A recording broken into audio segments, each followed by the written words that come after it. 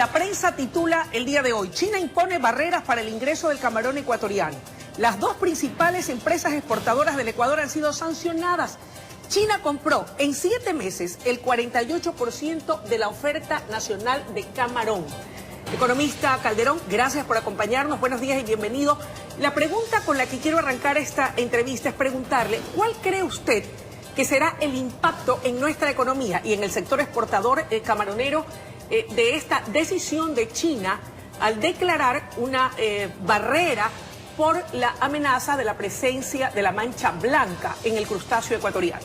Luisa, buenos días. En efecto, es preocupante esto, pero hay que aclarar algo. Son 3 las empresas que de alguna forma están siendo sancionadas temporalmente con esta suspensión de enviar producto de camarón hacia China, porque se ha encontrado el IHHNB y el WSSB, que justamente es el virus de la mancha blanca. En todo caso, se están desarrollando negociaciones a alto nivel para que de alguna forma pueda superarse este problema. Lo que tiene que generar también son alertas de que al haberse encontrado estos virus en contenedores ecuatorianos, sí hay que tener mucha precaución en revisar y analizar las piscinas camaroneras que están en el país para evitar justamente un contagio, porque el virus de la mancha blanca es un virus de altísima infección y con un nivel de mortalidad bastante alto. Entonces hay que tener mucho cuidado. Recordemos lo que nos pasó poco más de 20 años atrás, en que la industria camaronera se desplomó. Éramos de los primeros exportadores a nivel mundial y cayó la producción y exportación de camarón terriblemente. Sobre todo porque en materia de divisas, solamente en el primer semestre de este año,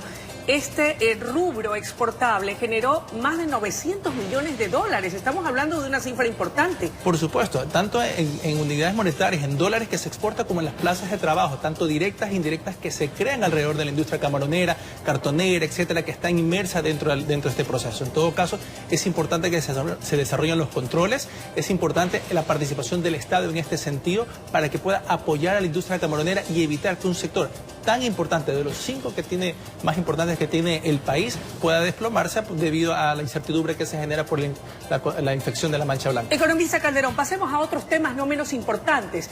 En este mes de septiembre, precisamente, se tiene previsto otro desembolso significativo por parte del Fondo Monetario Internacional.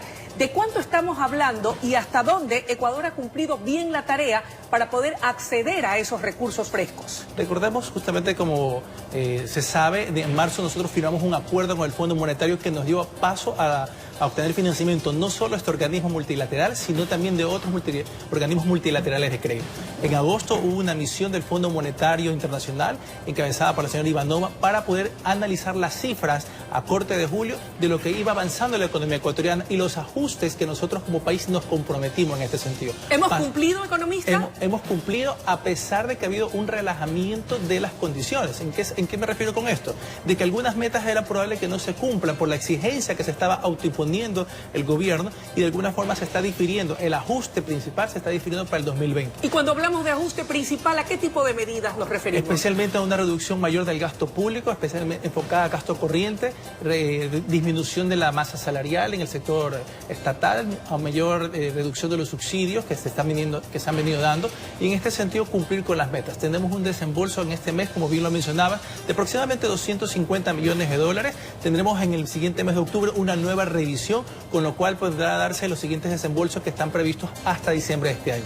Economista, no obstante, y estuvo el día de ayer aquí don Marlon Santi, él es el coordinador nacional del Movimiento Plurinacional Pachacuti, y anuncia movilizaciones de los diversos sectores y de las organizaciones sociales del país.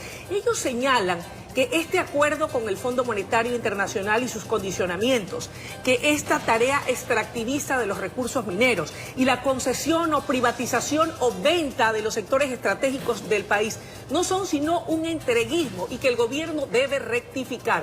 ¿Debe el gobierno nacional cambiar la dirección y el rumbo que ha tomado el país en materia económica?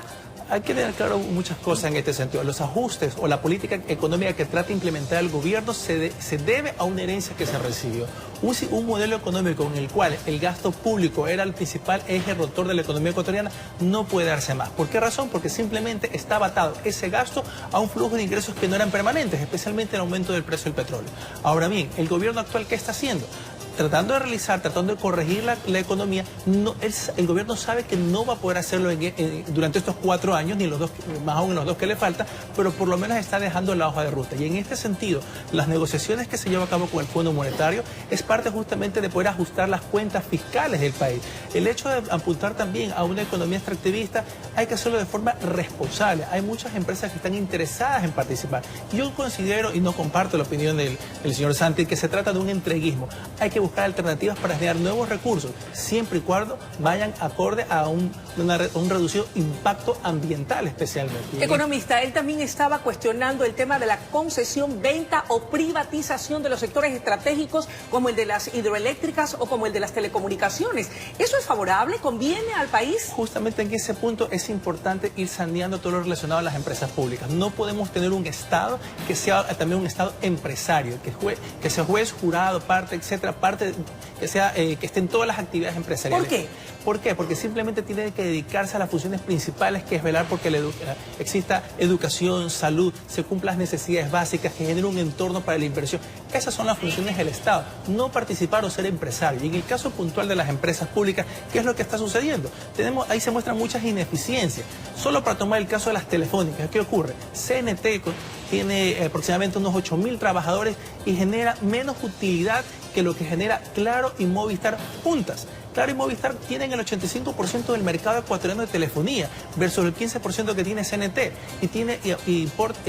Claro y Movistar tiene apenas menos de la mitad de los trabajadores que cuenta CNT. Entonces vemos ahí las ineficiencias. Lo que hay que tener muy en cuenta es que no hay que defender los derechos de pocas personas que estén por encima de los derechos de toda la población. ¿Quiere decir que no estamos bajo ningún concepto renunciando a nuestra soberanía? No, considero que no, porque los modelos que se está buscando son modelos de concesiones en los cuales se cede la administración y el Estado no pierde los derechos sobre esos bienes públicos, que son al final del día bienes de la población. ¿Cuán importante va a ser como medidas o acciones complementarias la reforma tributaria, la reforma laboral y la reforma a la seguridad social? Nos estamos tardando mucho en este tipo de reformas. Es necesario poder garantizar un flujo de ingresos adecuado para el Estado. En el caso en la materia tributaria, mucho se habla de que se van a subir impuestos, pero tenemos que pensar por un momento que esa ya no es la salida.